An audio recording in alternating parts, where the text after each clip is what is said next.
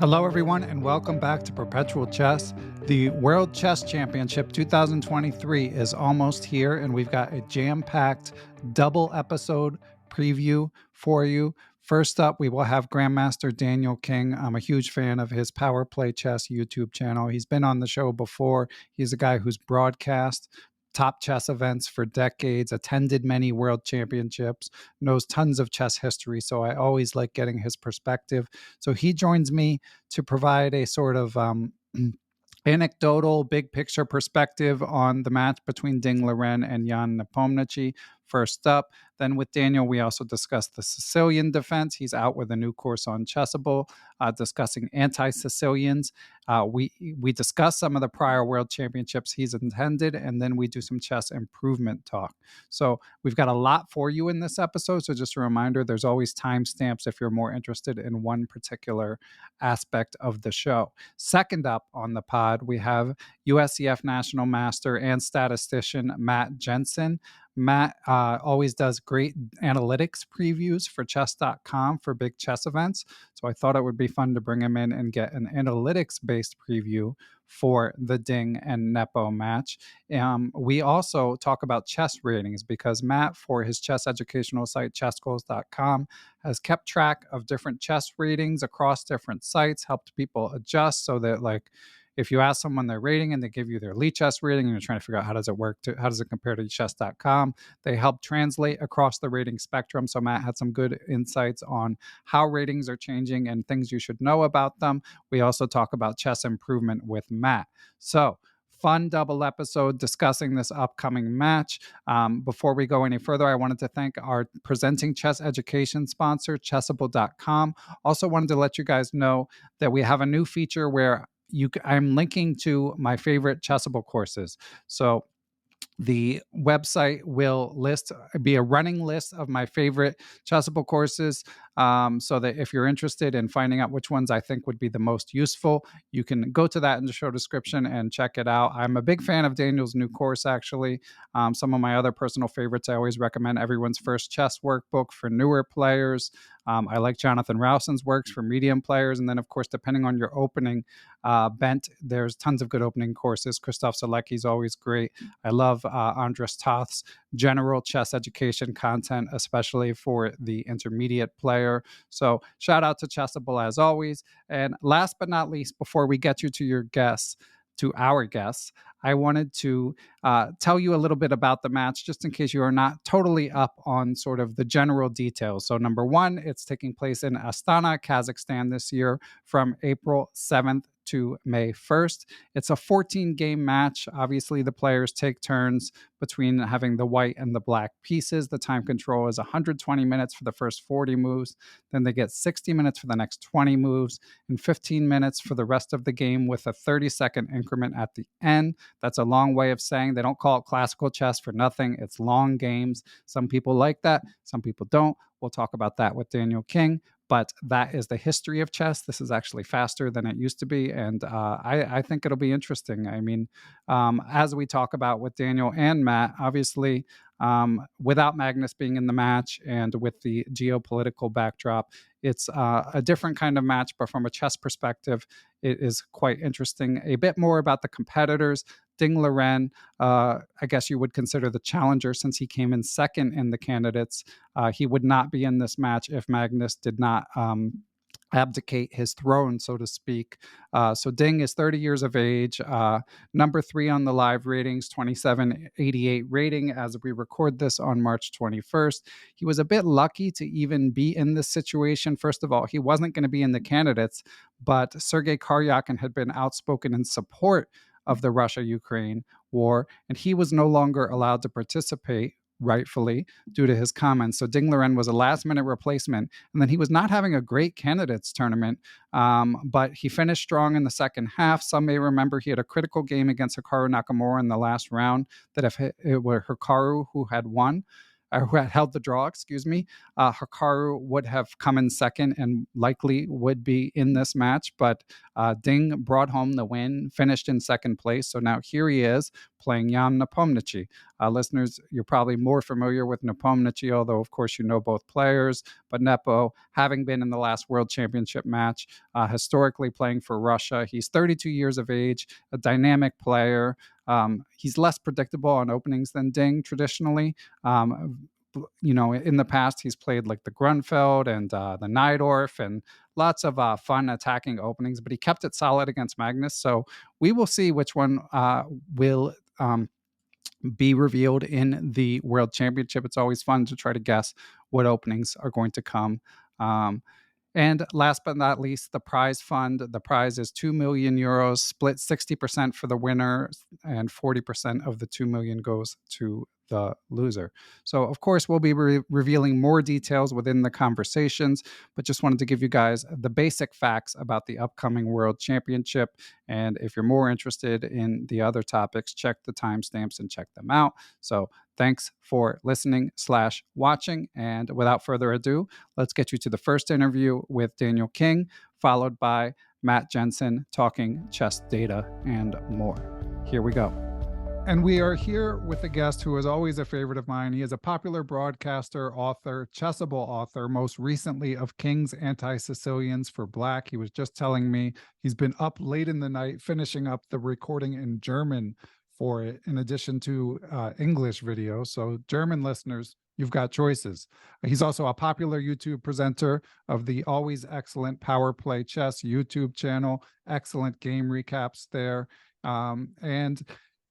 And he always seems to come around the show when there's big chess events happening. So it wasn't by design this time, but Daniel and I have been in touch for a while. And as we were getting ready to record, I was thinking, oh, it's time to talk about the World Championship. So in addition to discussing what else is new with him, the general chess landscape, and his Chessable course, we will be previewing the World Championship. But without further ado, let's welcome Grandmaster Daniel King back to the show. Welcome back, Daniel. Thank you very much. Very, very nice to be here. And yeah, nice to see you, Ben. How are you? You okay? Busy?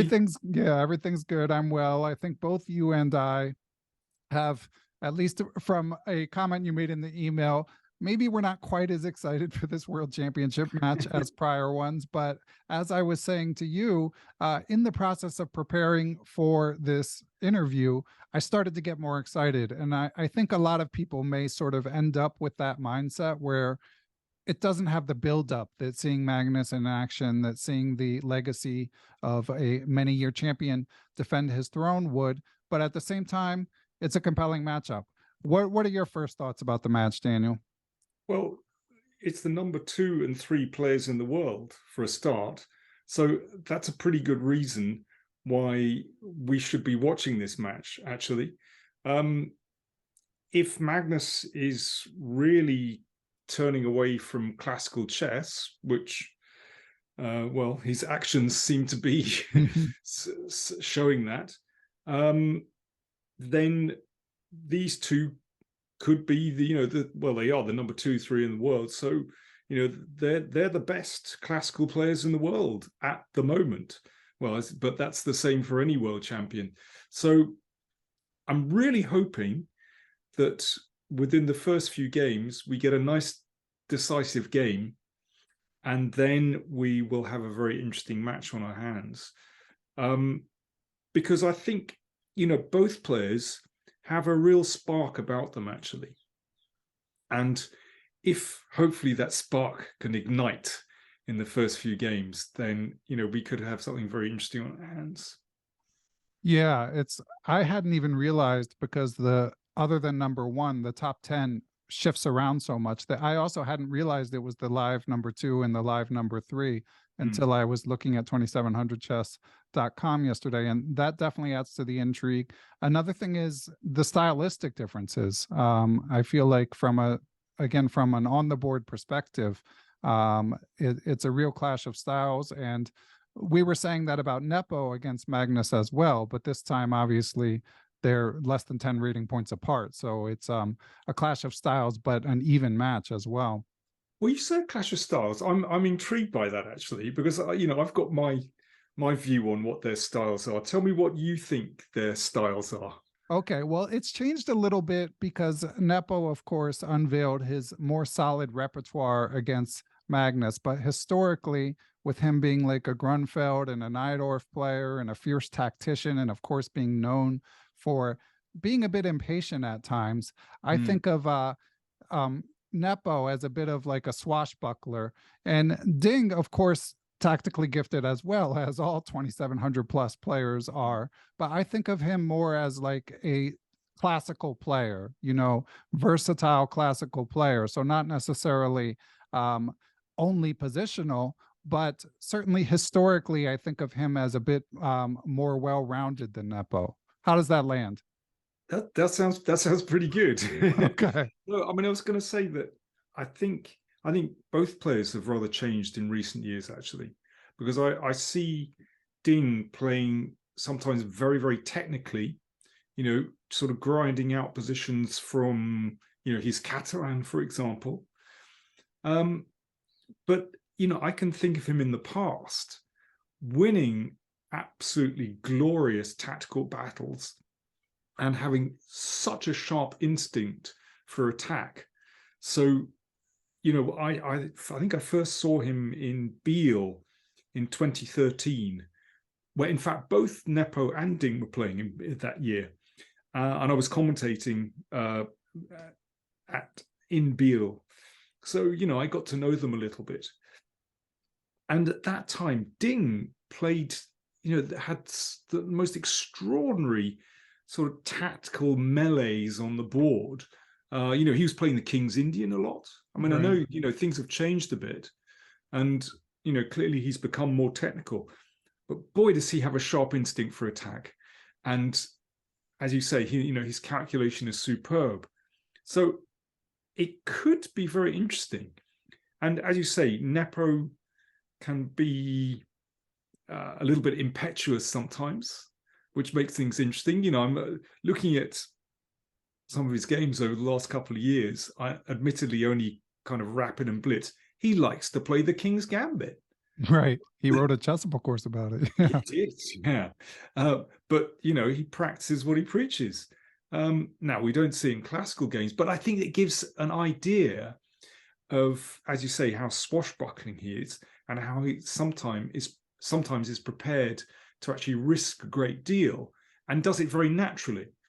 So, that could be really interesting. Yeah, it will be. And it'll be interesting to see what happens with the openings. Ding, of course, hardly ever plays e4. Nepo, very hard to predict with the white pieces. With the black pieces, he's historically been a bit more predictable. But again, he switched from sort of his historical aggressive repertoire to something strictly more classical. Do you have any predictions about which direction Nepo would take it in this upcoming match? Well, let me get my crystal ball out and have a look. I think, in this kind of situation, I think he's going to go solid. You know. I mean, what I was going to say about, we haven't talked about who we think the favorite is, but I think Nepo's the favorite, basically. Okay, yeah. And I think, and one of the reasons for that is because I think he's learned from his match against Magnus. I don't think anything can prepare you for a world championship match. You think back to Kasparov and Karpov's first match, where Gary was blown out of the water. Really, okay, he under normal circumstances, he was 5-0 down. He should have lost that match. Right. But, okay, well, we know what happened is a big history, but he has, was both said afterwards, he had 48 lessons from Karpov. And after that first match, Kasparov learned so much about what, match play is. And I think Nepo will have learned so much from his match against Magnus, because Magnus, of course, incredibly experienced in match play now as well. So I think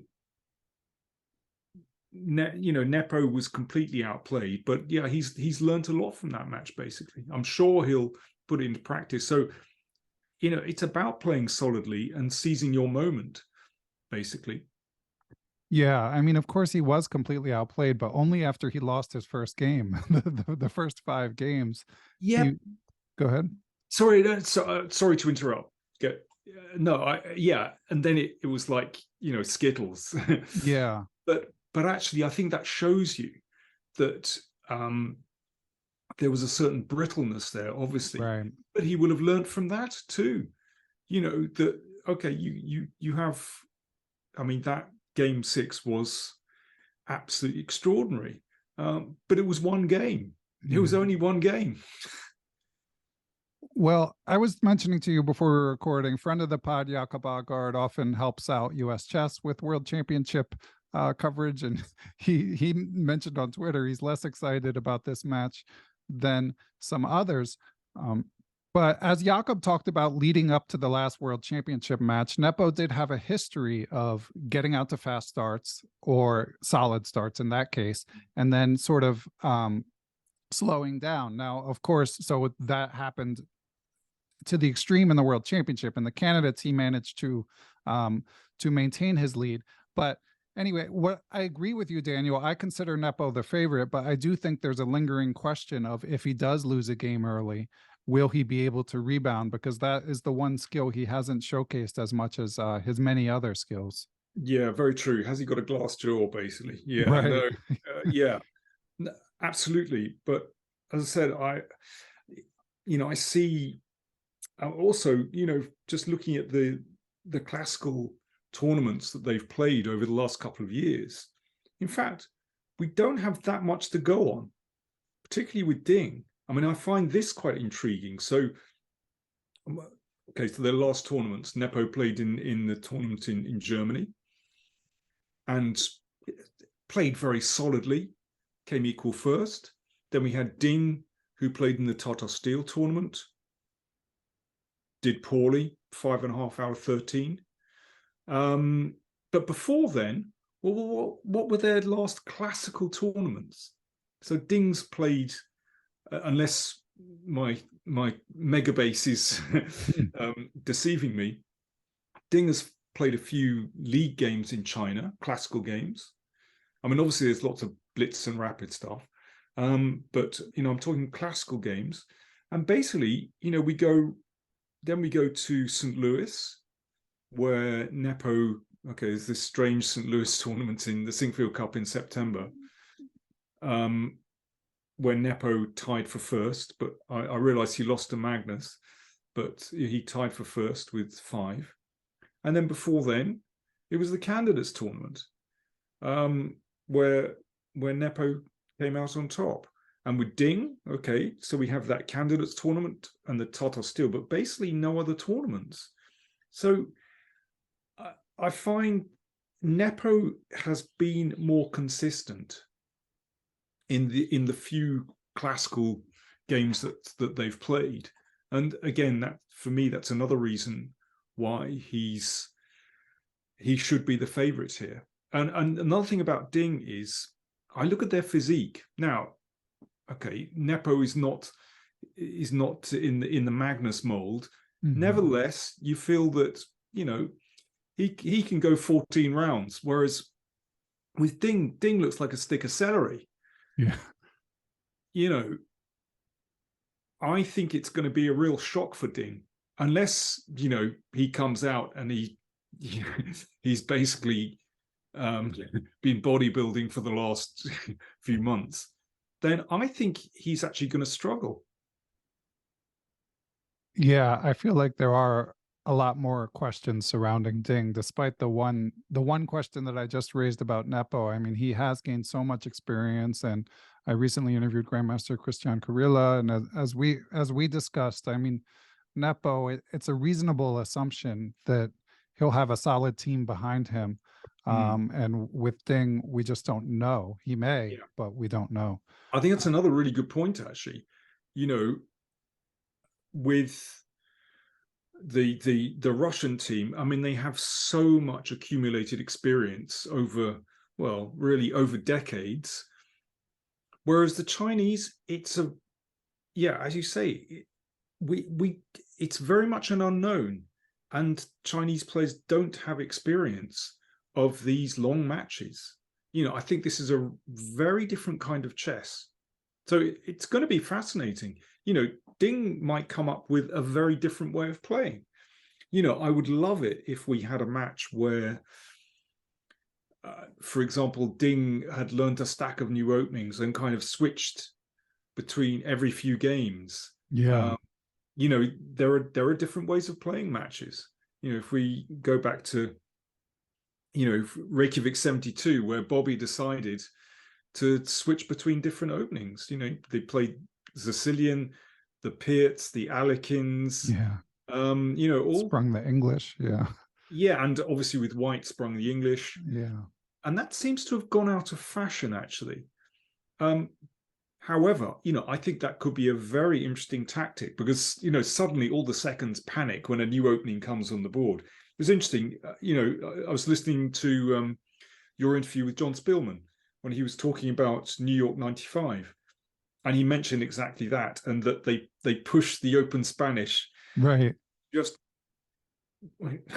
one more time, and they got it wrong. They got it badly wrong, misjudged it.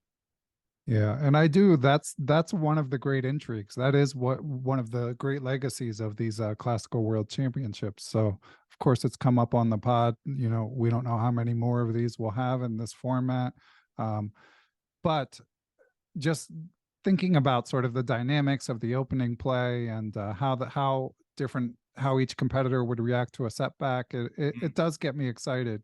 Now, Daniel, I do want to address one big topic that I feel shouldn't be ignored with this match, again raised by Grandmaster Agard in our brief exchange yesterday, but obviously he's not the first. Obviously Nepo is Russian. He has he's been a little unclear about where he stands on the Ukrainian, or I should say the Russian invasion of Ukraine. But of course, historically, he's been quite close to the Russian government. Do you have an opinion on if he should even be allowed to play? Obviously, someone like Peter Hein Nielsen would say he shouldn't. Well, I think he's going to be playing under the FIDE flag. Right, but is that enough? Yeah, absolutely. No, it's a good question. There's no doubt if he wins, then a great deal will be made of it in Moscow. Right.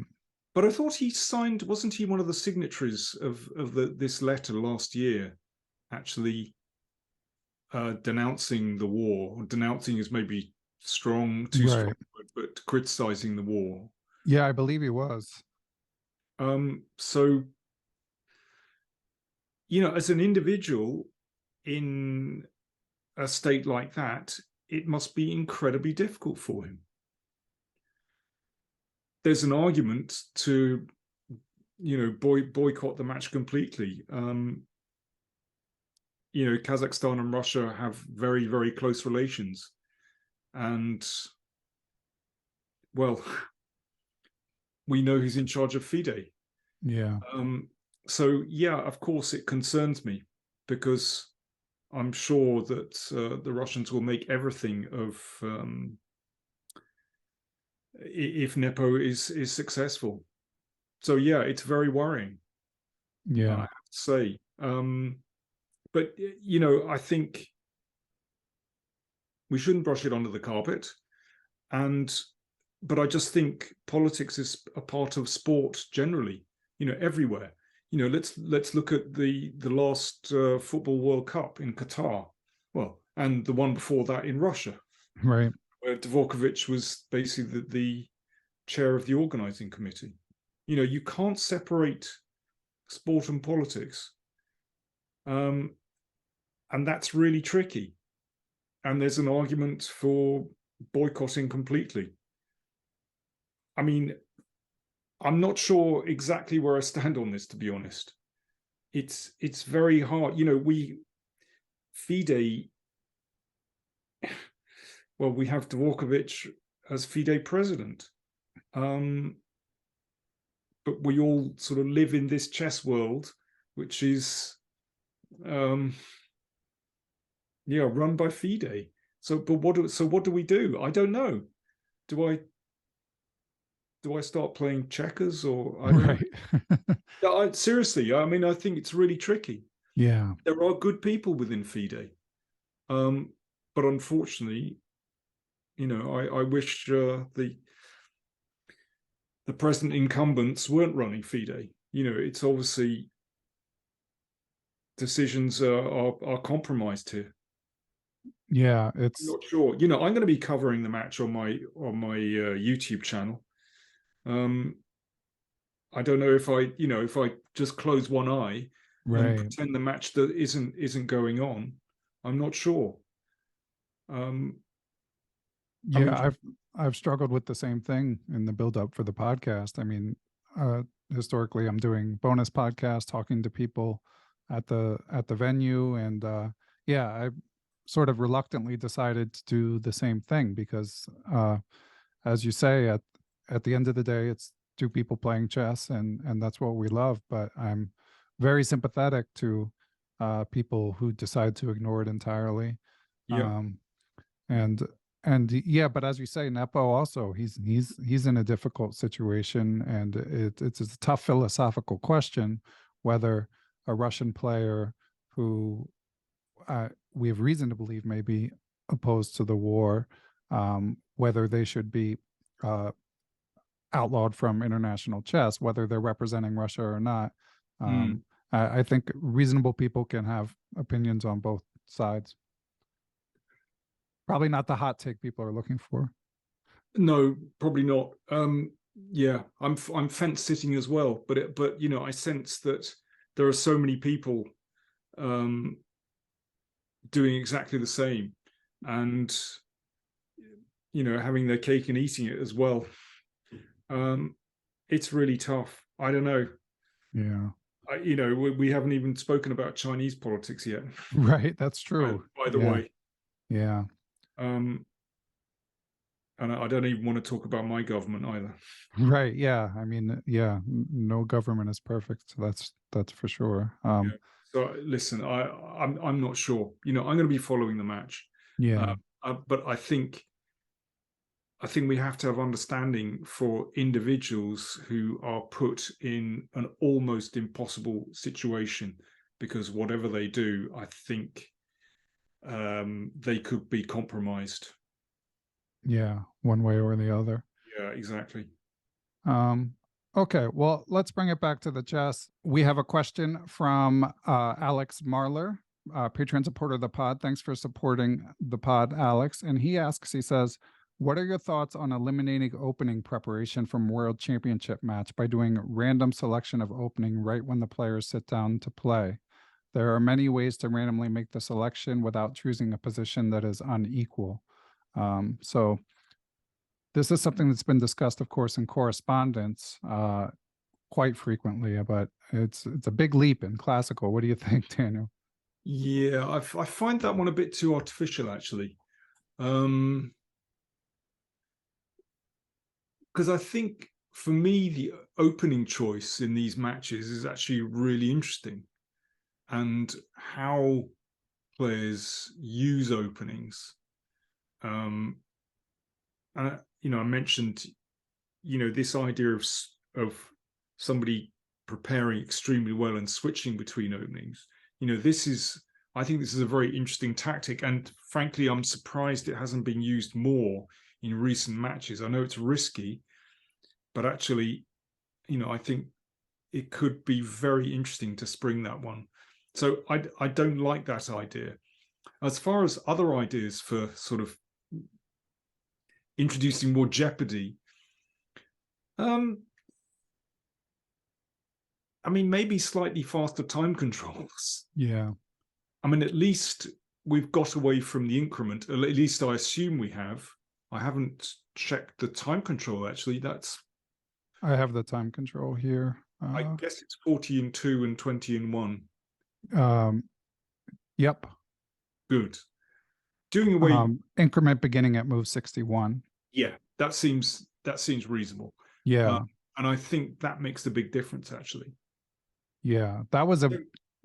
a big, so I really enjoyed that aspect of the Nepo Carlsen match, obviously harking back to game 6. I mean, the idea of them just having, minutes to make, more than 10 moves was really heightened the tension. Well, that's proper old chess, old exactly. School. Yeah. But to me, that seems just like normal. That's what I grew up on. That's what I, when I was a professional player, that was just absolutely standard. I didn't play with an increment. So, those scenes where as you say, you have someone squeezing the maximum from a position and thinking, can I take that piece? Can I get away with it? And then having to make 10 moves in a minute. That's normal. The great thing is nowadays, we have digital clocks, so you can see exactly how many seconds you have, so people can really go down to the wire. So, I mean, maybe, I don't know. I know this, so everyone wants to change it. Every World Championship match, we have this cry, oh, this is really boring. And, you can just imagine spectators who've sort of grown up watching bullet brawls, looking at one game for hours, just completely perplexed. This is a complete clash of cultures. I would like to stick with classical chess as we are, and particularly for the World Championship match. But I realize, I'm basically an analog dinosaur in a digital age. So let's see. I still feel that there is real scope to have an incredibly exciting match. I enjoyed the last World Championship match. I thought that was really intriguing. The fact that Nepo collapsed at a certain point, well, it was incredibly tense. And I thought it was a good match. There you go. It all happened very quickly, strangely. Yeah, I agree with what Fabiano has said recently. I mean, it really comes down to the players. If they do it, I'll watch. I get invested in the history. There are aspects of it I love, but rules do change in sports over time. So if as you say, speeding things up, continuing to speed things up at the margin, to me is it's relatively pain-free. Although Levon Aronian was recently on the C Squared podcast, and he made the point that he was saying, Fabiano, I know you don't agree with me, but I still love classical chess. And he said he has this romantic idea when you sit down to play a game of classical chess that you can play a perfect game. And that it's harder to do that, obviously, in the faster the time control. Yeah. I mean, just thinking just in the big picture, but what will happen? Because obviously, we're saying, look, Magnus, he's the number one in the world. No dispute. So what will happen? So we'll get either Ding or Nepo will be crowned world champion. And then we will have this kind of interregnum where we wait for Magnus to return and challenge, or maybe there'll be another 1 or 2 World Championship matches where again we crown a world champion who isn't the best in the world. But at some point, either Magnus will decide, okay, I really don't want to play another World Championship match again, or he'll return. And and then things will resolve again. We've kind of been through this before in the late 90s and early 2000s, where I would describe that as an interregnum as well. So we had these FIDE World Championships. We had Kasparov playing obviously in 95, and then the match in 2000. But for 5 years, it wasn't clear whether there was going to be a world championship with Kasparov. And so we had these FIDE world champions who were obviously very strong, but well, they were Avignon popes, basically. If that means something, it was an interregnum. Yeah. We were waiting for the big one. And, I think that's probably what's going to happen again. At some point, Magnus will decide, okay, I want to have another crack at it. Yeah. I mean, or, he's already said he'd retire from classical chess by the age of 40. Right.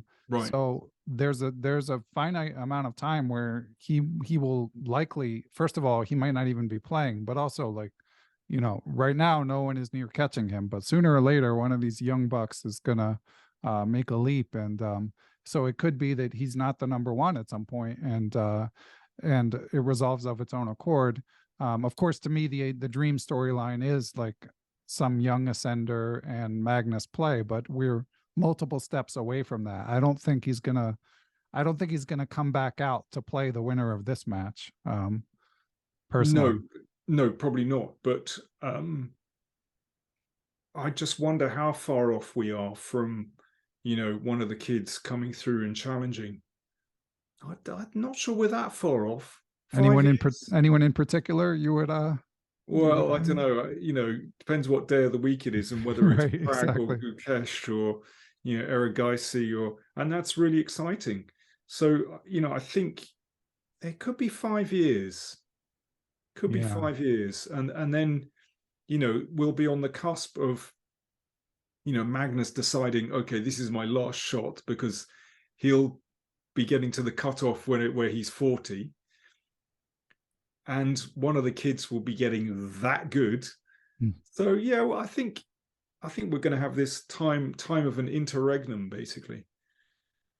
It'll be interesting. I'm not so sure. I'm worried just about the continued phasing out if Magnus doesn't come back. But we'll see. It'll be interesting to see how it plays out either way. Certainly, if you think about how much chess has changed in the 5 years preceding today, here in 2023, there's a world of possibilities 5 years from now. Definitely, yeah. It's really, really hard to predict what's going on. I'll tell you. Yeah, I've got to tell you about being an analog dinosaur.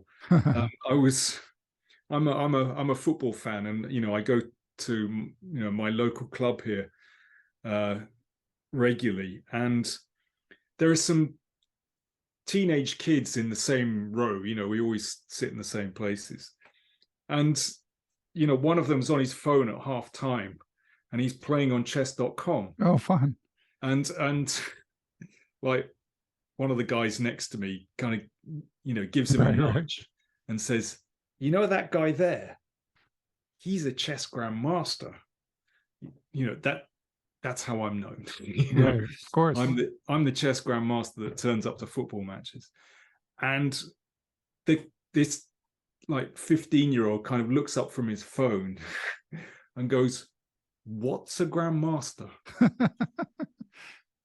So that's how far we've come. He's playing against some bot on chess.com, and this is just a different world that we now live in, totally different.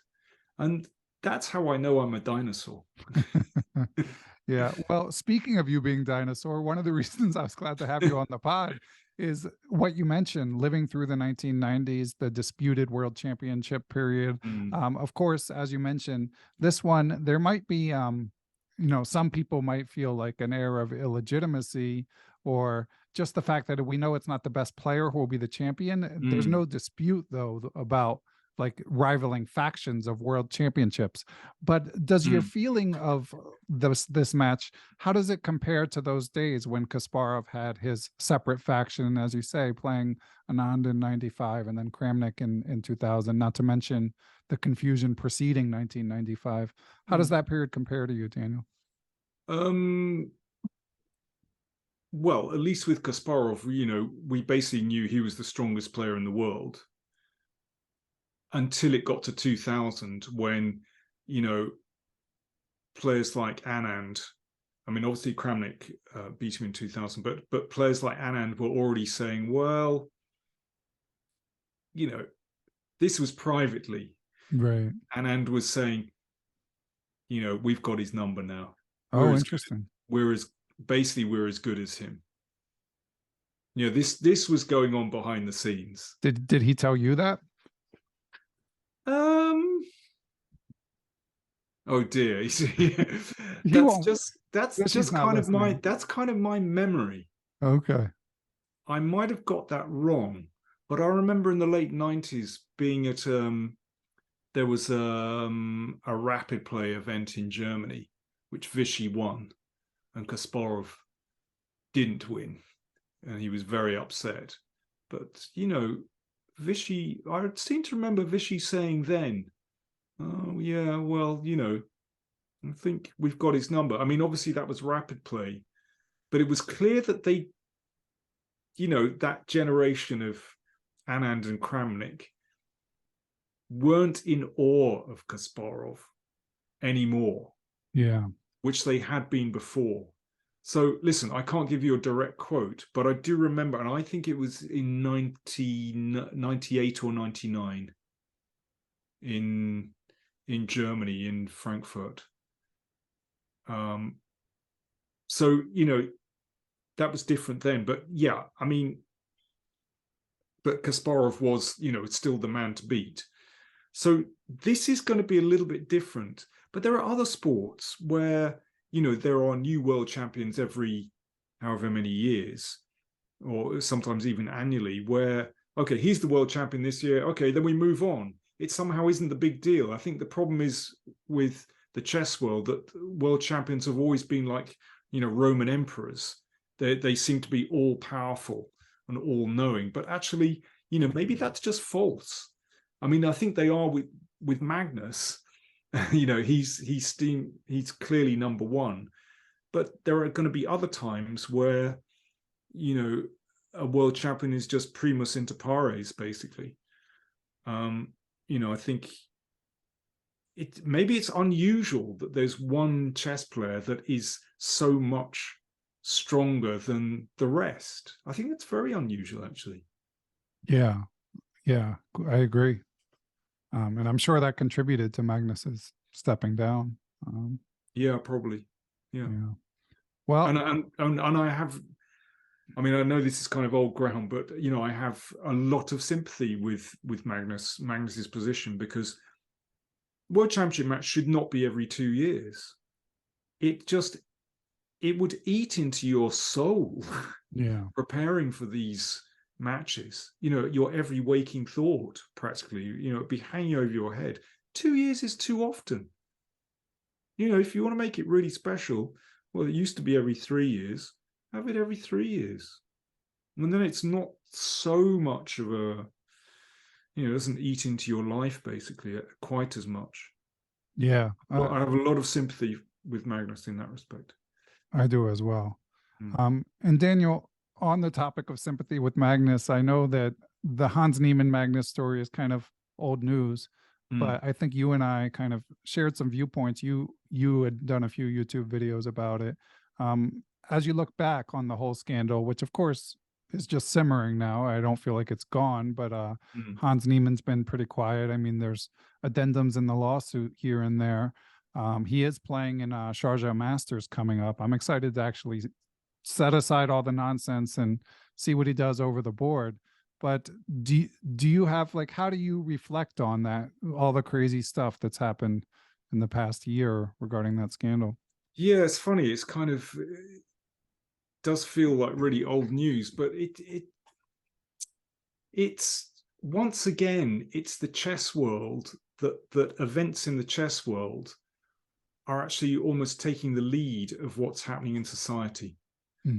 We see that so often, whether it's politics, economics, the rise of China and India in world chess, and that's economically, obviously they're turning into absolute superpowers.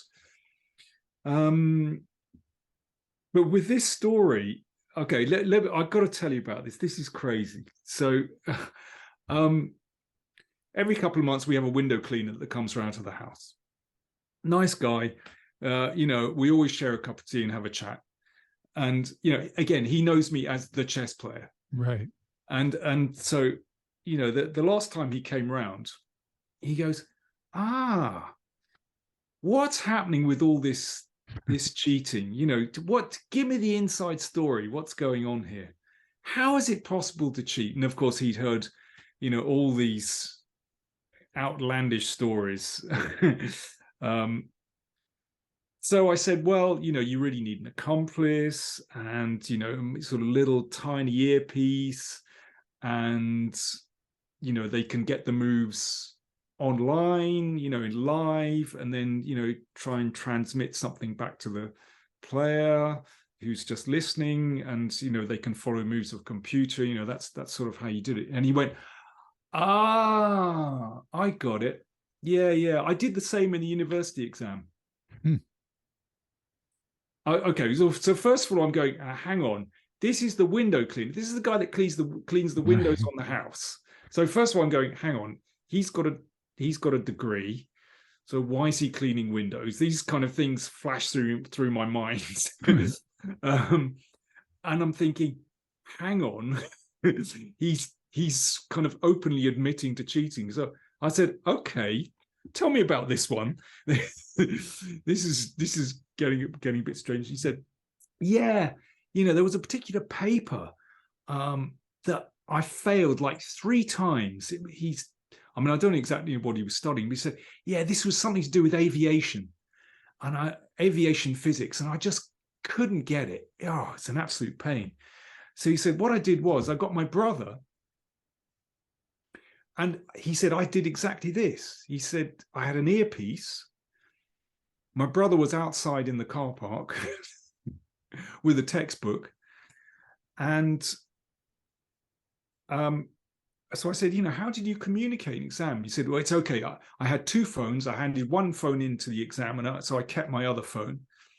And he would read out the list there were like 10 topics.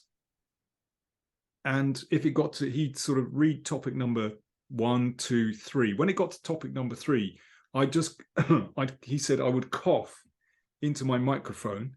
So then he'd just start reading about topic number 3 and the various theories and equations, and it was quite mathematical. And he said basically it worked like a dream. And he passed the paper. Wow.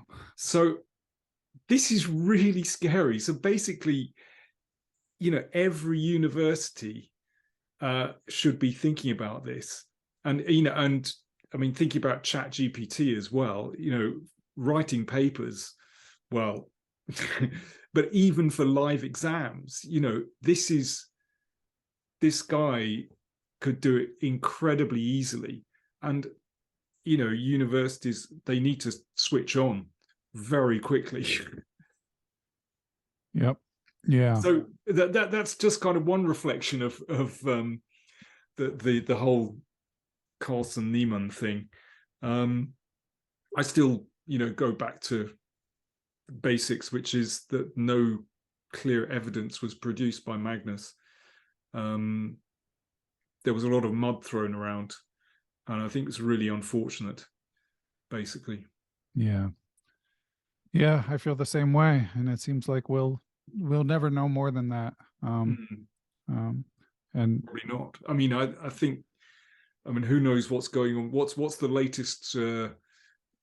You probably know better than me about the chances of success of this lawsuit. Yeah, I don't feel like there have been that many updates. I think you mentioned you listened to my interview with David Franklin. I still sort of think back of that as sort of my tentpole, being a constitutional law professor, and he and the other legal experts I heard didn't think highly of Hans's chances of winning the lawsuit. So that's sort of all I have to go on. I've seen, mild derision from the little amendments that Hans has filed in recent days. So I'm more curious.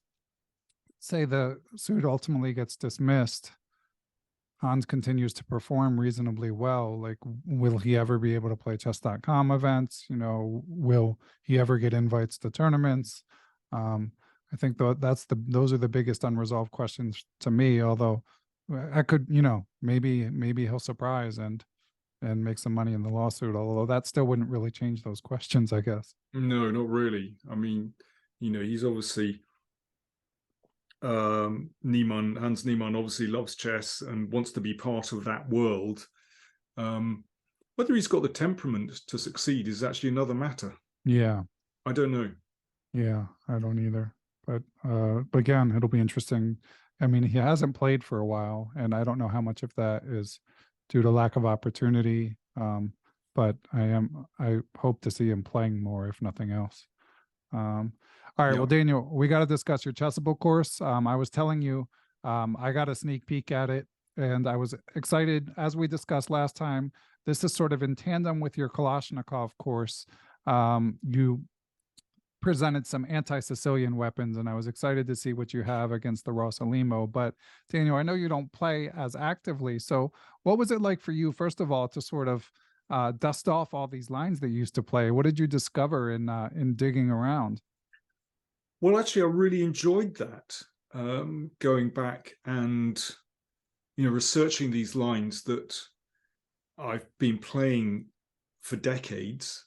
I've played the Sicilian, let's say, my entire serious chess career from when I was about 12 years old.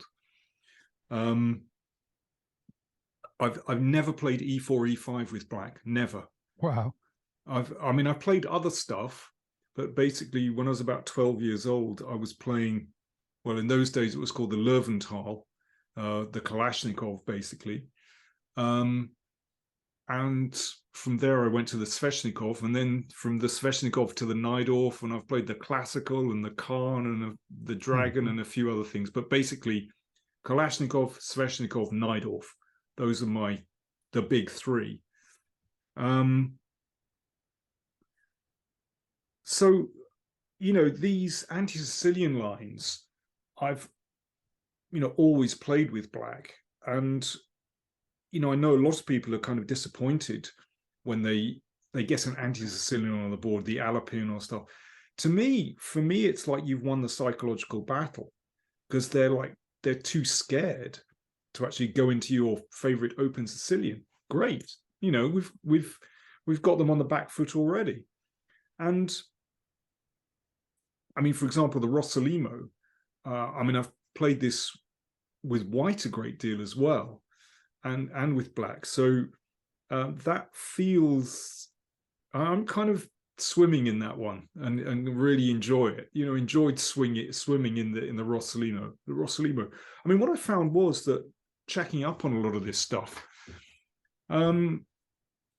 really, obviously using serious computers these days, that it's mainly just kind of refining things. Actually, I mean, I'm glad to say that my experience of these lines was still valid, and the recipes that I was using for years, they're okay. I mean, obviously they need tweaking, and you discover interesting stuff, but actually they're fine. And for example, against the Rossolimo, 3 knight f6, which I always played with black, because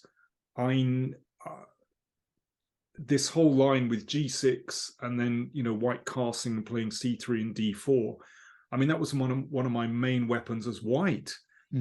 And I never felt comfortable playing with as black, actually, which is why I played 3 knight f6, which basically cuts across white's plans. And I like this a lot. That's always worked very well for me, basically, and completely sound. Black gets out pieces. It's good.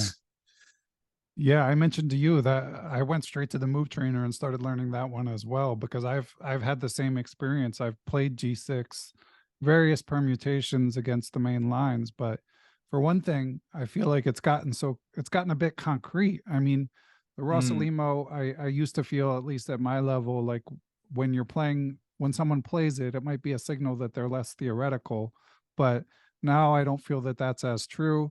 When I interviewed world correspondence champion John Edwards, and I was quizzing him on the viability of various openings at the sort of elite engine level, and he was saying, we were discussing the Sveshnikov in particular, but he was saying the most testing lines for white against the Sveshnikov, so this would be true of the Kalashnikov, is the Rossolimo itself. So I was glad to see the knight f6 line, and I liked the positions that I checked out. But I'm curious, Daniel, why do you think it's so much less popular than g6? Fashion. It really is. It's just fashion. You know, it's not like this is some new move. Right, of course. It's just that, you know, if you look at the big guys, they're playing G6 and they're playing E6. Those are the most popular moves, and everyone kind of follows that. Knight F6 is an absolutely normal move, and indeed played by, over the years, by the top players in the world. And I think what's nice about it is that you do get positions which are more strategic, actually, and they don't have those concrete lines you're talking about. Because actually move order, actually more for white than black, but move order is incredibly flexible. So white very often has to exchange on C6. But that can be done straight away, you know, next move and the move after that can be done in various positions. So it's more about understanding the position type than actually following concrete lines. There are a few lines that are kind of concrete, particularly where white plays H3 and G4 and tries to sideline that knight. But actually, I think they're very risky for white in practical terms, you know, because that knight hops back anyway. Right. So I think, you know, they can be rather good fun. So I think it's just fashion. It really is. It's nothing more. Everyone follows everyone else. Yeah, I believe it. And I tell you. Sorry, I was just sorry to continue on the thought of, you know, what did you discover about, you know, looking at these lines afresh. Tell you the move that really surprised me is against the Grand Prix attack. Now, the main way that one handles this is pretty well known. But there's a certain moment where black can play knight h6, and this is against bishop b5, and you go knight d4. So this is pretty well known. The 3 bishop b5 line? Or? No, not the 3 bishop b5. No, just the Grand Prix attack with f4 and knight f3. Ah, okay. Where white plays bishop b5 and black plays knight d4. Now, theoretically, these lines were fine for black anyway. But with knight h6, this really puts so much pressure on white. And this I hadn't appreciated before, because, as I said, this wasn't one of the sort of theoretically dangerous lines for black. You know, it's always been thought to be okay. But there's a difference between okay and thinking, hang on, after knight h6, do you know what? White has got to be really careful here. White can get it wrong so easily, and you just get blown off the board. Wow. It's very interesting. And that this knight h6 move crops up in, you know, 3 or 4 of these key variations, actually. It's curious. It's just about rapid development. And very often that knight spins into the game, sometimes via g4, but sometimes via f5 as well. It's really interesting. And that's, you know, that's a bit of my research, thinking, okay, what looks dangerous here, and, you know, confirming with the computer as well. Yeah. And what about I feel similarly, I didn't check it out as much, but you offer a French setup against the Alapin Sicilian. That's another one where I feel like it theoretically it's fine, but you don't see it as much, at least as far as I know. No. So is that one that you've always played as well? Yeah. I've so basically against e4, c5, c3, the Alapin. Yeah, e6 turned into my main weapon. And I had real success with it, because you often get these isolated queen's pawn positions. And I love playing with an isolated queen's pawn, because it gives you the chance to take the initiative. Right. You've got black and you can get the initiative. Yes. Yeah. and you do so from a sound basis. That's why, you know, I like playing those positions. But it's curious. When I looked at the stats, I think 2e6 is played like 10% of the time, with d5 and knight f6 being the main moves. And d5 and knight f6, of course, are completely respectable. But boy, there is a lot of theory to know, and quite concrete theory. And I just don't feel it challenges white enough. Whereas with e6, I think white has to how can I put it? I was going to say work hard to get an advantage. That's. I think white can easily fall into a position where they're having to cope with very active play by black, because white does the kind of standard thing of blockading the pawn on d4, and then oh yeah, everything's fine. I've blockaded the pawn on d4. Actually, those are very difficult positions for white to handle. Might have to check that one out too. I'm less I'm not suffering as much against the Alapin when I play a 2 knight Yeah, f6, but I'm tempted nonetheless. I don't think it's not the most dangerous. Yeah. Nevertheless, it's still a bit of a pain. Yeah. And e6, in my experience, it always seemed to throw my opponents. Yeah. Well, yeah. They got reasonable positions, but they never played it really precisely, because it was just seen as kind of, oh yeah, that's okay for white. Yeah, I played the Alapin as a kid. I haven't touched it in 25 years, but that was my recollection of e6. You're almost just like the game starts on move 3, you know. Yeah, And exactly. and if you're white and that's your perspective, that's not like a dream scenario.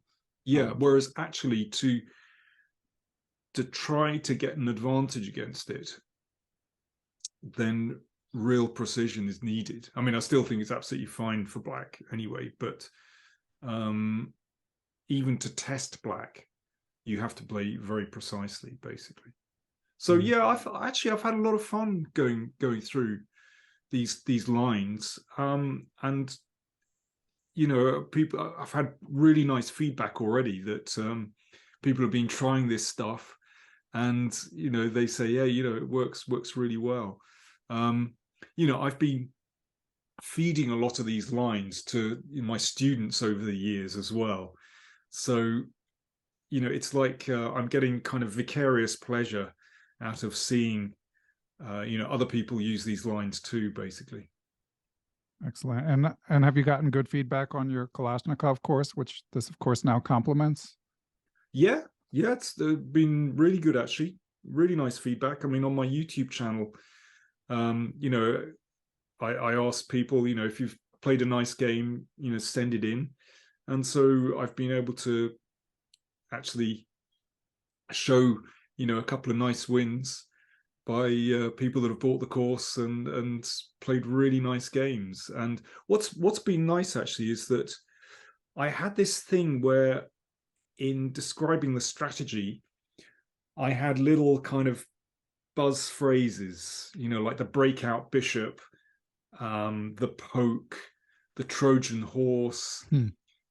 Because with the Kalashnikov, you have quite a fixed pawn structure, and pawn structure determines strategy.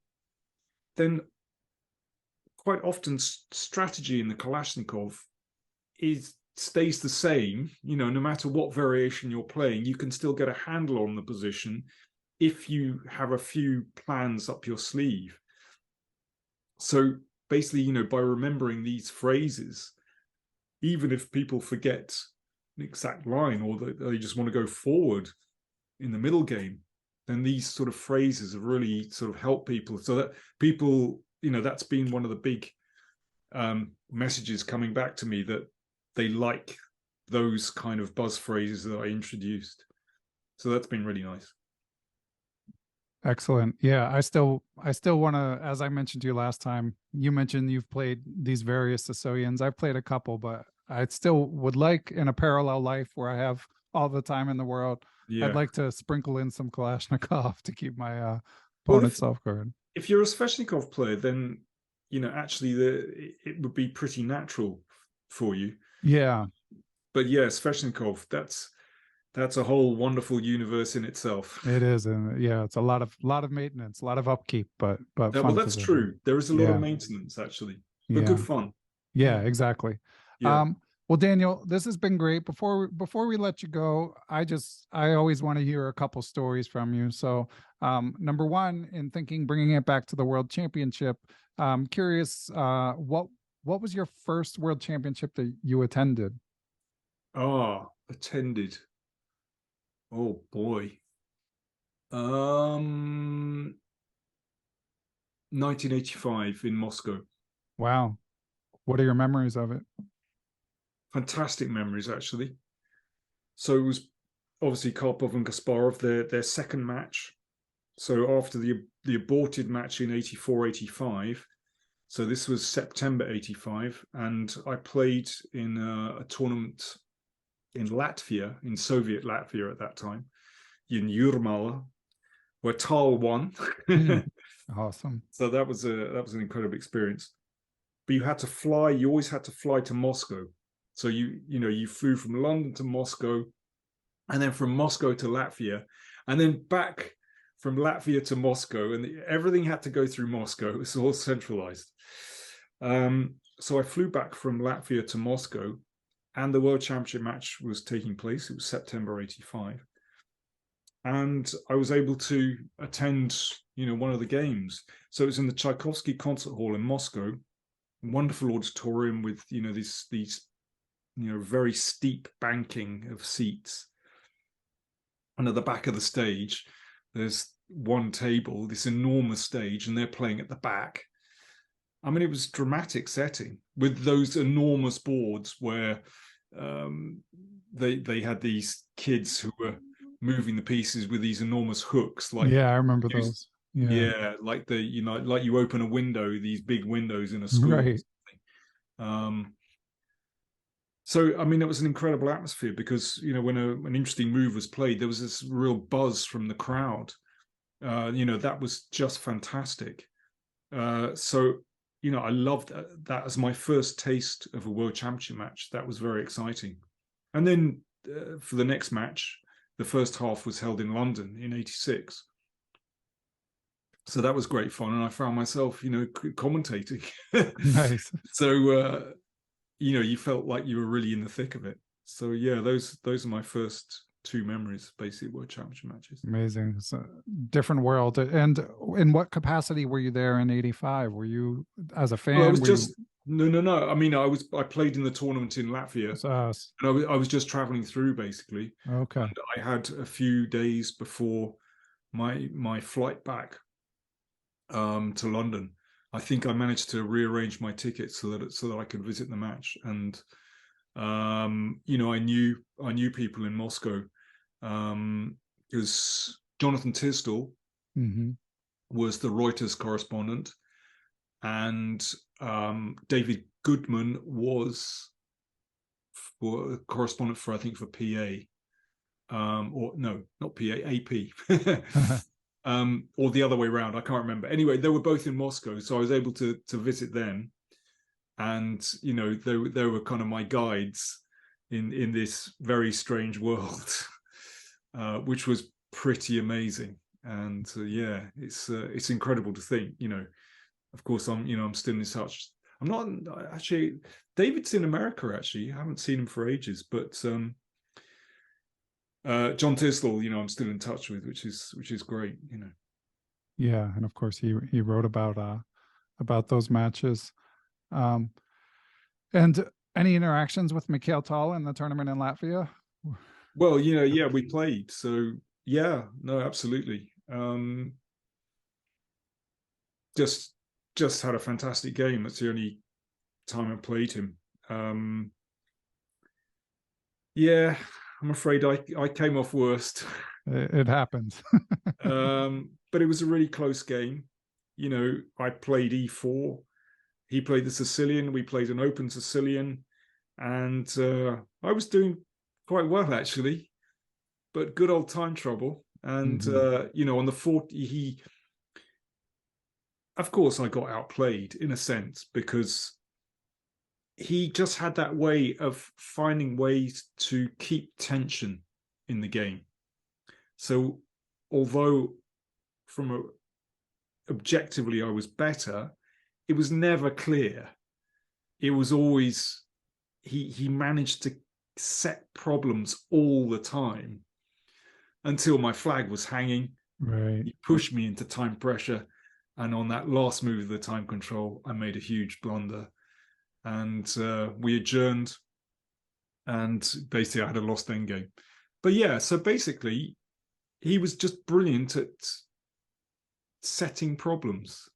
The deep dark forest, yeah. Exactly. And he basically, I couldn't solve the problems in time. And yeah, essentially I got outplayed. But you know, he was really nice afterwards. Just a very nice guy. And you know, had a quick discussion of the game. And but he was very relaxed actually. He was there with his wife and daughter. And you know, Jurmala is near Riga. It's on the coast. There's a nice beach there. It's very relaxed, and you know, he looked very relaxed actually. You know, he was enjoying himself. Excellent perspective. All right, well, Daniel, that's fun to hear these stories. Anything to add before we say our goodbyes? One more thing to mention. I've just got a book coming out. This one. Oh, excellent.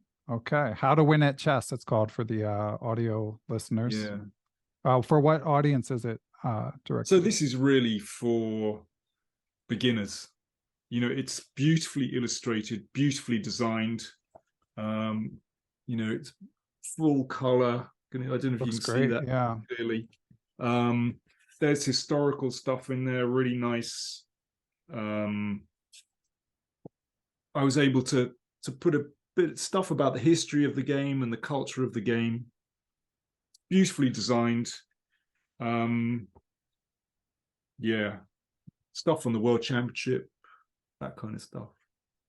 So that's just come out. That's published by Pan Macmillan, and is out all over the world, basically.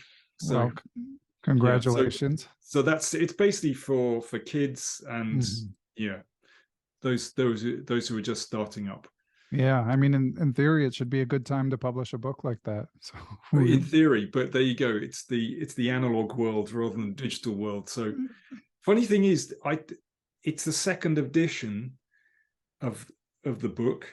The first edition came out in 2000. So this is only 23 years later. Wow.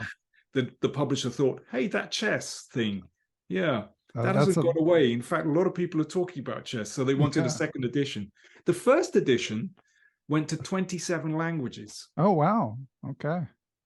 Now, I'm not sure this one is going to do so well, but I'm intrigued because, you know, it's like a little, I'm just intrigued to know what's happening in the traditional publishing world. Yeah, it'll be interesting. I mean, there's still plenty. It might, yeah, but there's still plenty of. I mean, first of all, obviously, my listeners are many of them. There's still many book fans, but also there's still plenty of non-chess people who, when they want to learn about something, they pick up a book. So, yeah, but it's the kind of thing, you know, if you've got, I don't know, you got a niece or a nephew who's, you know, like 10 years old and is just getting into the game, it's the perfect present, basically. Excellent. Well, you'll have to, Daniel, hopefully we can speak again someday, get some more stories, and you can report back on how the sales are doing. Yeah, well, this dinosaur will come back and report again, basically. Excellent. Yeah.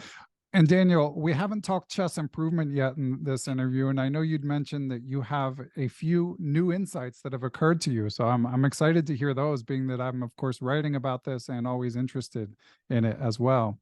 Well, I don't know. Recently, I've just been comparing chess improvement and chess coaching with learning a musical instrument. As you can see, I know people are listening to this, but in the background, if you're looking at the video, you can see I've got a couple of guitars, or a guitar and a bass. So, you know, I don't know if you know, but you know, I've played music. Oh, we discussed your illustrious rock career in a prior interview. So. Oh yeah, well, okay. So I've you know, there's music in the family, and you know, I've played music my whole life, and you know, I'm really just love it. And you know, there are so many things that chess and music have in common. I mean, I'm not just talking about learning, but the whole structure of games and the structure of pieces of music and harmony and, you know, all these kinds of things. But it just struck me recently a couple of my students, so they just play online. And again, this is a new world. Again, I feel like this dinosaur where I have students who just play online, and this is just a completely different technique, basically. And they present me with their games that they've played this week, and they're all blitz games. Because that's what you do online. No one plays 40 in 2 hours online. Right. This is crazy. And actually, I can't get a sense of where they're at, because there'll be a pawn that's blundered, there'll be a piece that's blundered, there'll be a mate that's overlooked. And, I'm trying to analyze this game, trying to sort of find patterns, but those patterns are completely disturbed when there are these outright blunders taking place and the game just kind of careers on. And it just made me think back to my piano lessons when I was like 6 years old. Well, I cannot imagine if, my piano teacher had presented me with a piece of music and said, okay, do your best, try and practice that. And then the next week, I would play this piece of music and go Right. at 99 miles an hour. Well, okay, so the next week, so okay, have another go. And I played it again at 99 miles an hour. Okay. And you make all the same mistakes. Right. So, the way we learn a piece of music, so we have the first phrase. Da, da, da, da, ba, ba, bum. Okay, let's practice that one again. Blah, blah, blah. So those are the first few bars, and so on. You break it down. Now, how can you play a good game of chess if you're playing blitz the whole time? It's impossible. So, my main thing that I say to my students at the end of each session is, hey, how about we play a half-hour game? I'd really be interested to see how you get on when you have half an hour for all your moves, maybe even longer. And then I can really see where you're at. Yeah. It's incredible. I find this is just the standard thing that everyone plays at 99 miles an hour. Yeah. No, I generally agree with you, but I do feel like at a certain level, blitz can help your game a lot, especially can help your openings. Are you thinking of like a certain level student, or do you think everyone, like, uh, even say over 2000, should be playing? No, I'm not. No, I'm not. I'm not saying for all levels. I agree with you if you want to practice some openings, for example, and just to get a feel for let's say, your match fitness. There's nothing wrong with blitz. Yeah. I'm not going to go all Botvinikian on you, wag my finger. But I think at a certain level, these are guys that rarely play over the board chess. And one is even, they haven't played since they were at school or something like that. And I think for me, it's kind of essential. They just, to make real progress, you've got to start slow. Yeah. It really is so important. And to get the fundamentals right. And when I'm talking about the fundamentals, I'm talking about getting your pieces out, control the center, and get castled. This is, if you're talking about one huge error that I see so many people make, even up to quite a high standard, I'm talking even up to kind of 2000, I would say, it's that players are grabbing material, they forget the basics. They forget to concentrate on getting your king to safety as quickly as possible because they get distracted by a pawn or some adventure with a queen, Right. or they move a piece twice. there's no kind of egalitarianism in their army. There's no democracy. They forget you've got to use all your pieces. These are absolute fundamentals that players forget all the time, up to quite a high level. And especially when they're playing blitz at 99 miles an hour. And it is so similar to learning a musical instrument. That's interesting. Yeah, I've studied music here and there, but not to the extent that you have. But I remember going too fast when I was taking lessons. So yeah. Listen, I've had very few lessons. That was when I was really 6 years old. Right. And okay, I had violin lessons for about 4 years. But yeah, formal stuff. So you learned on your own? To some extent. Like I said, there's music in the family, so there's kind of musical, quite decent musicians who could give advice, if not formal lessons. Let's put it like that. Yeah. And are you still doing your gigs? Yeah, unfortunately, the pandemic just kind of cut into things. But yeah, I'm playing gigs now and again, not so much, sadly. But just recently, I've got this beautiful double bass. I love my double bass. That's downstairs. That's my favorite instrument. And recently, I started practicing with a little sort of tango band, actually playing Latin music and stuff, which is really, really good fun. And we haven't played a gig yet, but it's just kind of rehearsal band, really, and really, really enjoying getting back into playing. So we're still emerging post-pandemic, actually. Yeah, it's been a process for sure. Yeah. All right. Well, Daniel, any other chess improvement nuggets before we say our goodbyes? No, I think I've said my thing. Slow down, everyone. Slow down. This dinosaur can't move too fast. Excellent. Okay. Well, listeners, be sure to tune in to Daniel's PowerPlay Chess for coverage of the World Championship and, of course, all the other top chess events. And check out his Chessable courses, I should say, as well. But of course, the most topical being his Anti-Sicilian course. And Daniel, always fun to talk chess with you. Thanks for joining us again. It's a pleasure. Nice to chat. And we are here with someone I've long been meaning to get on the pod. He is a statistician, a frequent collaborator with chess.com. He gives great analytic reports on big events such as candidates or, say, for example, the World Championship. He is a USCF master and the co-founder of chessgoals.com, which provides study plans for improvers. And of course, we're going to mostly discuss the World Championship. But since we finally have him here, we're also going to talk some chess books, chess study plans, and chess ratings. Chess Goals also has written one of the definitive guides to sort of comparing chess ratings across sites, which is a welcome service. So we'll get into all that stuff as well. But first, let's welcome National Master Matt Jensen to the pod. Welcome, Matt. Thanks, Ben. Thanks for having me. That was a great introduction.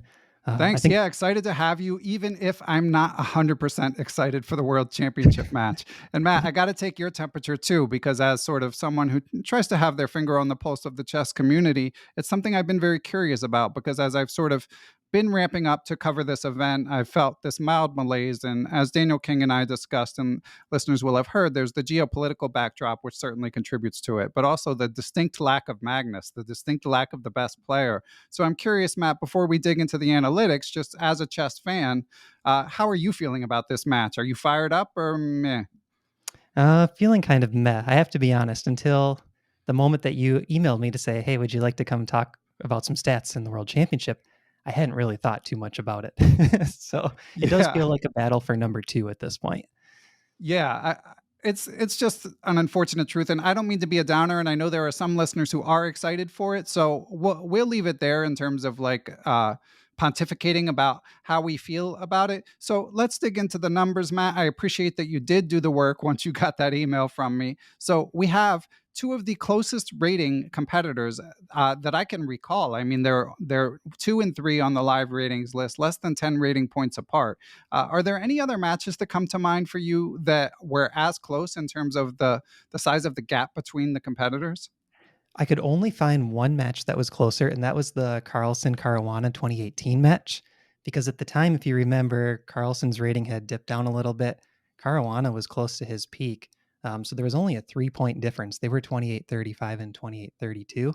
The only other match that was somewhat close was Anand Kramnik in 2008. That was an 11-point difference. So I think this is the second closest match of all time. Right, that's funny. And when I started to brainstorm about it, I did think of Carlsen Caruana because it was such recent history, but it's somewhat counterintuitive that they were that close because obviously, when we look historically, we think of Carlsen as the stronger player. But it was at that exact moment where it looked like Carlsen was going to be passed in live rating, or at least he was in danger of it. So at that moment, it was very close. And I'm sure from a modeling perspective, Matt, that made it interesting because you have, okay, if you use their current ratings, it tells one story. But if you use some sort of mean or peak rating, it's going to tell a different story. Yeah, and the interesting thing with that match is even though their classical ratings were so close, I think Carlsen had such a big advantage in the rapid tiebreak and especially in the blitz tiebreak that they kind of skewed the overall odds towards Carlsen. And then that's exactly how it played out in the match. They were very even in the classical portion, and then Carlsen just blew them off the board when they got to rapid. Yeah, and we'll get to any potential rapid ramifications in this current match. So, Matt, I know you've modeled other world championships, you've modeled candidate cycles, you've done some work on speed chess championships and stuff like that. And I'm curious, what are the inputs to your model? Is it simply ELO? Is it average ELO? What goes into your what have you found to be the best way to try to assess what's going to happen in a chess match? So for the World Championship specifically, what I've done is I've gone back to all the World Championship matches back to 1985. So that was a Kasparov-Karpov match. And I log the ages of each player, the experience level. So how many matches have they been in for a World Championship? I look at the current ratings. And then I kind of have some combinations of these variables like difference in ratings, averages, so on. And then what I like to do is throw those results into a few models. I use R, and I try to figure out which of the variables are the most predictive, both individually and in combination. But really, it's hard to beat current ELO when it comes to predicting these matches. It just does such a good job. Yeah, that's interesting. And I think that gets to why Magnus didn't defend his throne. I mean, the rating system for all of our complaints at the club levels, that we may feel like with amateurs and with kids rising quickly, it's not as accurate as it used to be. But at the elite level, where these people are playing all the time, guess what? Ratings are very accurate. So that made Magnus, I think, disinclined. He knows he's the best player. To defend. And of course, I'm guessing, Matt, that it makes this one a very close matchup according to your model. Yeah, so I did kind of the same thing I did for the last World Championship in my chess.com article. I created a simulation for each game and I ran it 1,000 times. So essentially simulating 1,000 World Championship matches. And the expected points per game that I had going into the model was 0.505 for Nepomniatchtchi and 0.495 for Liren. So really about as close as it gets. And then the player who's the favorite over the course of a 14-game match has a little bit higher odds than in any individual game. So I'm coming up with about 53% for Nepo and 47% for Liren in terms of winning the whole match, including tiebreaks.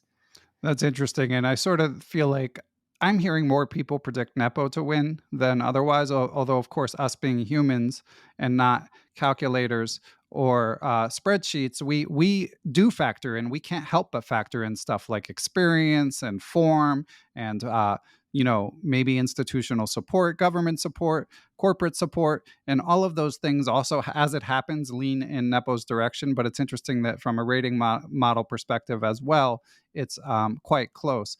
Now, Matt, I generally on these preview pods provide betting market info as well. I'm a big believer in the power of markets. When people are able to have skin in the game to make a wager based on what they think, that's a strong incentive to try to get the get the correct information. That's why they have all these beautiful casinos in Las Vegas. But I haven't been able to find much for this one. Did you happen to see any betting lines that were credible? I don't know if this is your forte, but I'm just curious. I don't do a lot of betting, but I do like to look at betting lines. I did some Googling. I found a couple sites, and it seems like the sites are tending to give 50 to 60% chance for Jan to win. I saw a 1.65 to 1 for Nepo and a minus 125 line for Nepo. So I think it's right in that range of like 50 to 60% chance for Nepo to win.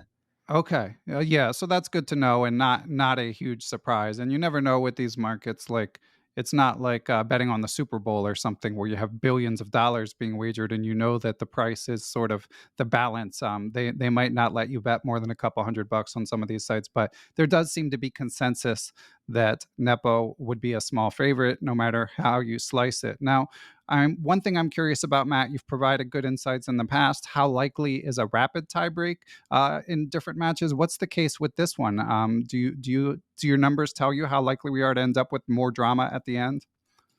Yeah, I think it's about a 20% chance of a tiebreak, from what I can tell. I think each individual game, the chance of a draw is around 70%. So we're going to be looking at a pretty high draw rate, and the players are close in rating. So across the simulations, I think it's about 20% chance. And then one thing I was trying to figure out is who's the favorite in rapid and who's the favorite in blitz. And if you look at current rapid ratings, Ding Liren is actually quite a bit higher rated than Nepo. And if you look at the current blitz ratings, Ding Liren has I next to his rating, which I think just means he has like a provisional rating. He hasn't played enough games. Interesting. Um, so it might be Nepo the favorite in blitz just because we know he's a blitz beast online. He has an established FIDE blitz rating, and Ding Liren may be the slight favorite in rapid from what I can gather. Wow, that's interesting. And how much credit do you give to those ratings because they are drawing from smaller samples, especially with Blitz? Like the classical ratings, I feel like they're very firmly established. But do you feel like those ratings are worth? Do you feel like they have value on their own? I think it's the best we have. You're right. There's not a huge sample size. So what I tend to do in these models is I take those ratings and I kind of cut the difference in half approximately, because that does seem to hold true for classical games in world championships. Whatever the rating difference is, you can almost cut it in half in terms of expected points. For whatever reason, the players play at a closer level than their ratings would dictate. So I think it's probably going to be true in Rapid and Blitz as well. That they're just going to be a little bit closer than what their ratings say. Okay. And to verify, the format is so obviously we have 14 classical games, and then it goes to four rapid games, and then it would go to Blitz after that. Is that right? Yeah, 4 rapid game playoff, 25 plus 10 time control. And then there's a 2-game blitz tiebreaker if that's still tied, and then another 2-game blitz tiebreaker if that's tied, followed by in the end an Armageddon game. Oh my God, that would be So amazing. two That sets of I might blitz take games. back all the bad things I've thought about this World Championship if we get an Armageddon game at the end. Yeah. Um, Although again, the true dyed in the wool classical fans are probably shaking their fist at the at the screen or the podcast as they hear me say that because it is not in the tradition of the long drawn out classical matches. Do you have a preference in terms of your favorite format for a match? Do you like the matches that just keep adding more classical games? Yeah, I mean, I like looking back on those matches, but I think it's unrealistic. I think 14 games is a good amount. Anything less, and you're introducing extra variants, something that Magnus has certainly voiced in the past. Anything more, and it's just getting unrealistic in terms of the time demands, the venue demands. I think even from a fan perspective, you might start to lose people. So to me, 14 people is about right. Obviously, Matt, the general format of the World Championship is a frequent topic of discussion here on Perpetual Chess, and I'm ambivalent. I'm open to the idea of changing the format, but I just interviewed International Master Willie Hendricks, who of course is a chess historian. So he voiced some sadness about sort of the demise of the classical format, and I understand that being a common feeling. But I guess I would say that my final line on it is it really should be the top players deciding. The FIDE or chess.com or whoever it is that is organizing the match really needs to have a format where the best players want to play. And there's at least one prominent best player who doesn't want to play. And I know a lot of people say good riddance, but that's not really like I'm more sympathetic to Magnus. A sport is only as good as its stars, and he obviously is one of its biggest stars. What do you think? Where do you come down on this? I think that's a good point. I think they should really weigh heavily on what the top players want to do, especially when you have a dominant champion like Magnus. If you can make some small tweaks and please Magnus, it might be worth doing. I think the current setup, though, is actually fairly good. It sort of has the old school classical match, like you said, 14 games. That's plenty of games to kind of reduce the variance. But then it also brings in kind of this newer school of rapid play and blitz play that people like to watch online approximately 20% of the time if we have a tied match. So I think it's a pretty good balance.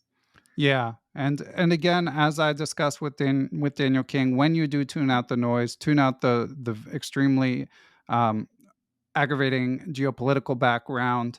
It's a compelling matchup. It'll be fun to see. Stylistically, I find it interesting. I'd like to see what openings are going to be played. So, any predictions in that regard, Matt, before we move on beyond the World Championship? It's really hard to say. I feel like they always throw us off. Whatever opening we think they're going to play, it's something completely different. So maybe we'll see like a Sveshnikov from Ding-Liren or something. That would be fun. Yeah. Yeah. Yeah, that would be interesting. All right, well, Matt, before we move on, anything else to add on the World Championship? Again, because it's such a close matchup and because rating is the best predictor, there's really, from an analytical perspective, I love getting experts like yourself getting your perspective, but there's only so much that can be said, in my opinion. But is there anything else to add?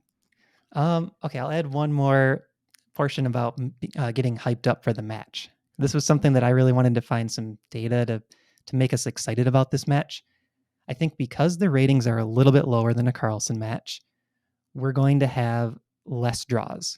So in the Carlsen matches, we've been averaging like 76% of the games are draws. It's really high. And also because the players are so close in rating, I think the match should be close. So if we get a close match without as many draws, maybe we'll see a couple decisive games going back and forth and actually have one of the more exciting matches that we've seen in recent times with Magnus on the sidelines. That would be fun to see. And again, this is something I touched on with Daniel King, but the one thing we haven't seen so much of is Nepo bounce back. So I want to see Ding put a W on the board early, and then I want to see Nepo bounce back. And then let's just have chaos from there. Let's do whatever we can to make this a historical World Championship. But we were just mentioning ratings, Matt, and since I have you here, I do want to talk a little about rating differences across sites. There's been a lot of talk about rating deflation over the board. So first, let's dig into a Patreon mailbag question. This one is from Bob Weisenberg. Thank you for helping support Perpetual Chess, Bob. And he asks if you've seen any evidence of ratings deflation on chess.com and Lichess, meaning a player of a given skill level would have a lower rating today than a year ago. He says, it seems to him that there are more and more strong players further down the ratings ladder than there were a year or 2 years ago. So he's curious if you've seen that in the data that you collect over at Chess Goals, Matt. Yeah, so I went back to 2020 to try to dig up this data. The first thing I'll note, though, is I think it's really hard to define inflation and deflation. You know, if you think of like monetary inflation, oftentimes you need sort of like a basket of goods or something where you can figure out what is that money good for. In terms of chess rating, we can compare different rating systems like USCF to chess.com to Lichess, and that's what I usually do. But it would be nice to peg ratings to some sort of level of skill, like average cent upon loss or maybe a more sophisticated metric. But let's just talk about the ratings across different sites. So back in July of 2020, a 1200 player on chess.com Blitz would be about 1275 USCF. And now that 1200 in Blitz is 1245 USCF. So we've only seen a 30-point change. A Lichess player, on the other hand, at 1450, Lichess Blitz is now about 1560 Lichess Blitz if we peg it to the chess.com and USCF equivalent. So I think there is maybe a little bit of inflation on Lichess, about 100 points over the last 3 years or 2.5 years.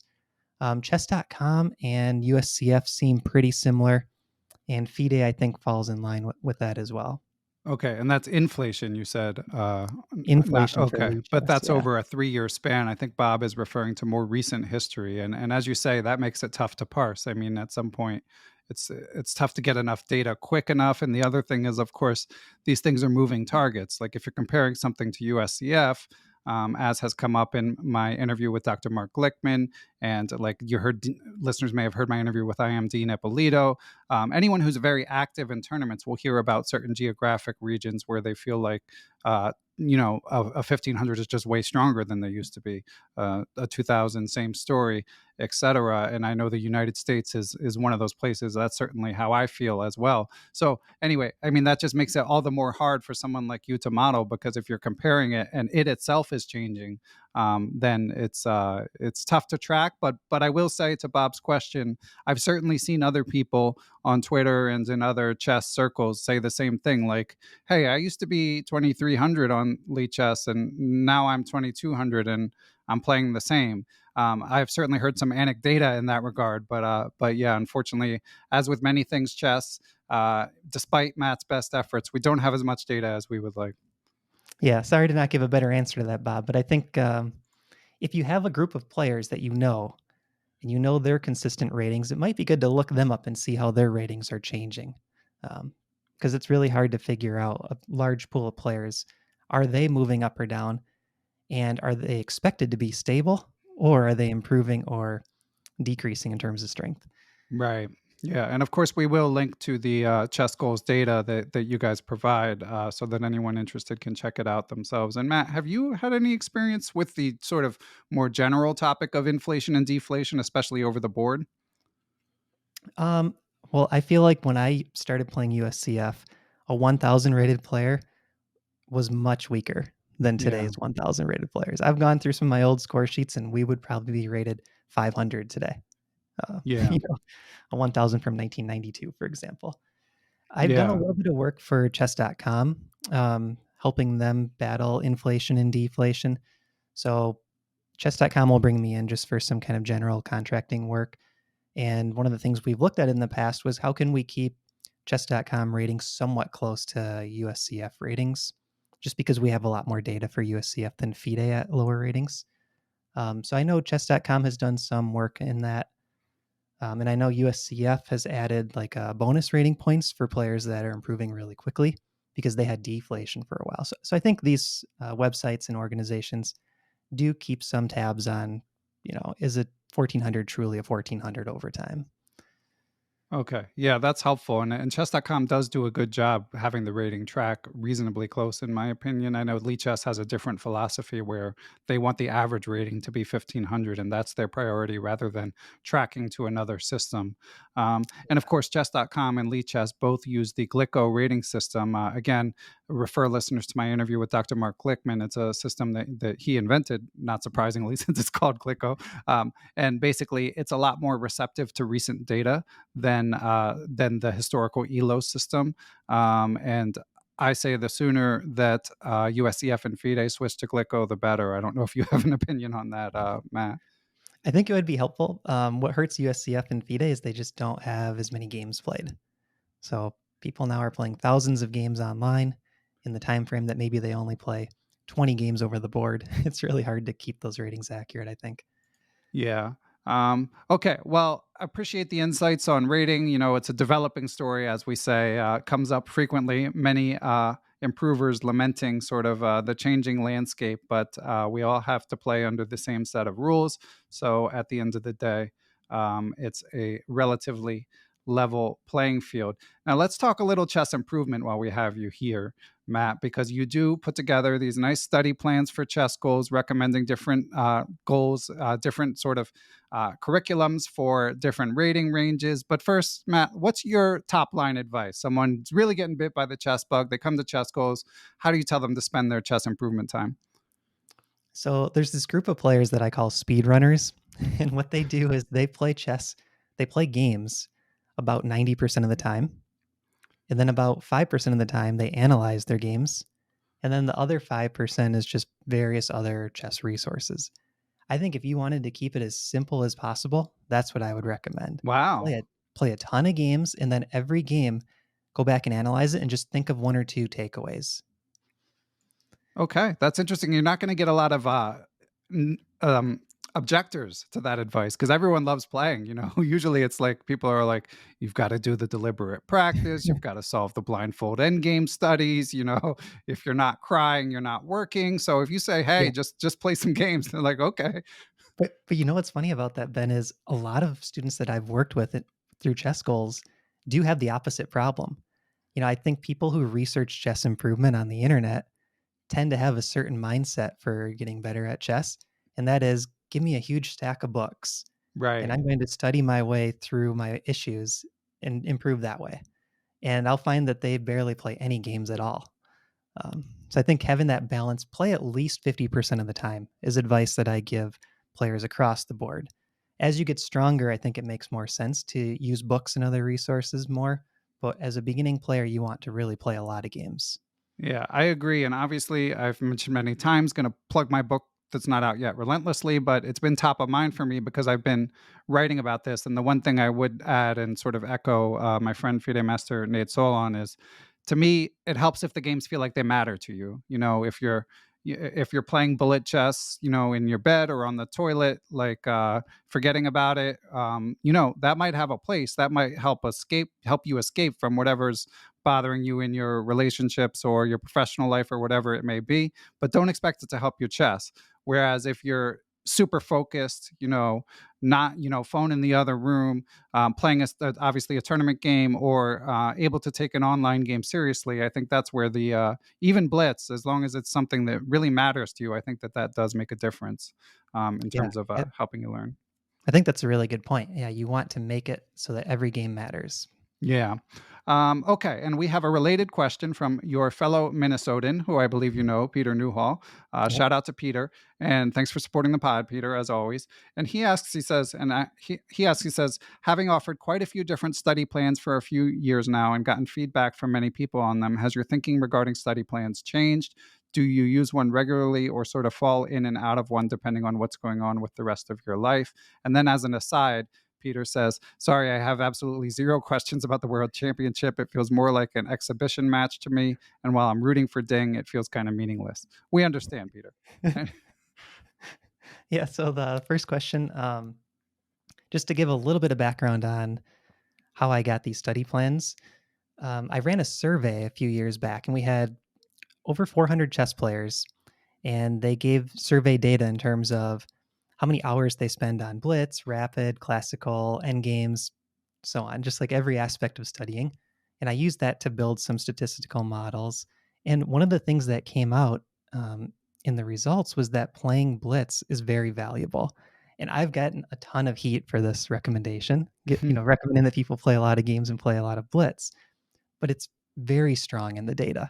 Like, Wow. And did you check this across the rating spectrum? yeah, Uh-oh. it's at all I, levels. I might need to rewrite part of my book. Oh, that's Well, interesting. some of these players, though, are looking to improve in blitz. So that's Yeah. kind of the qualifier. And it is survey data. So these people chose to take the survey.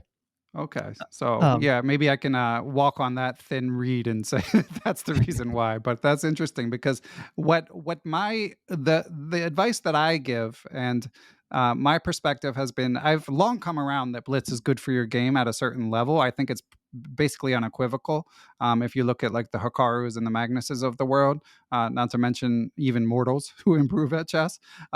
But I just have felt historically, like people say rated below 1400 maybe might be developing bad habits by trying to do things too quickly, but I'm not generally a guy who likes to argue with data.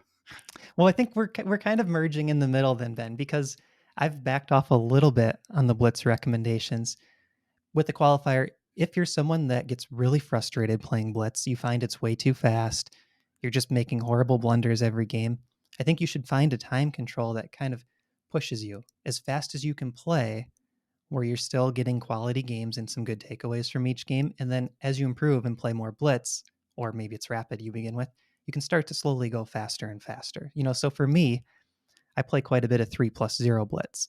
But if I have an 800 rated player starting a chess goal study plan, I don't recommend them play 3+0. That's way too fast. Maybe they start with 10+5 and try to get some good takeaways there and then slowly play faster as they improve.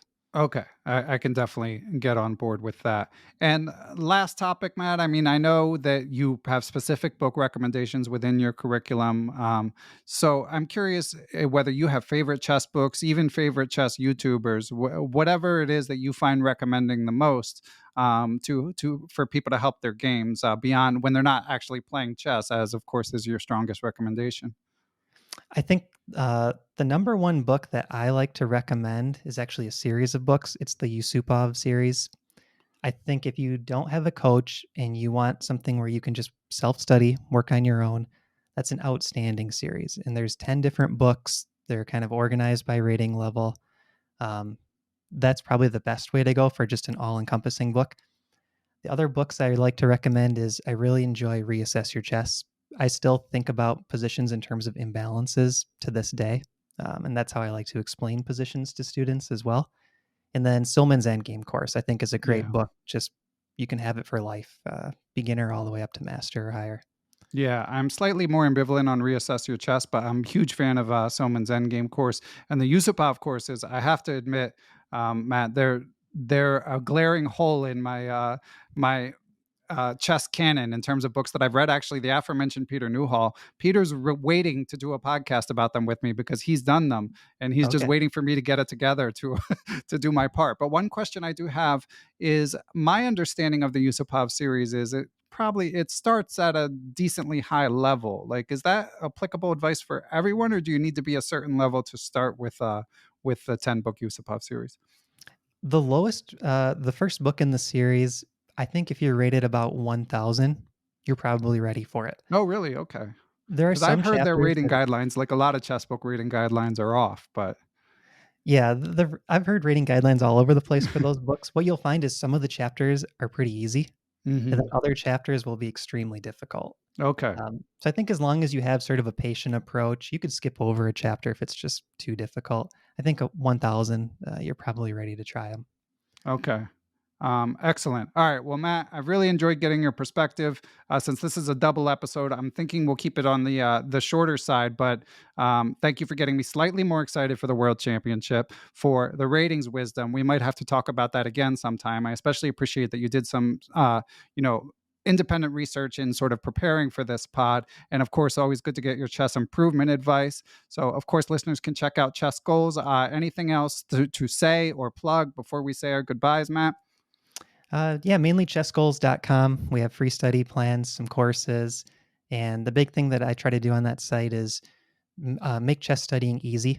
So just Oh, keep you focused and directed on what you want to study. And thanks for having me on, Ben. This was awesome. We'll have to do a live stream of this whole world championship coming up. Do you oh want to yeah, agree to sounds that good on to the me. pod? Yeah. Like it or not, we're going to be watching. So, Yeah.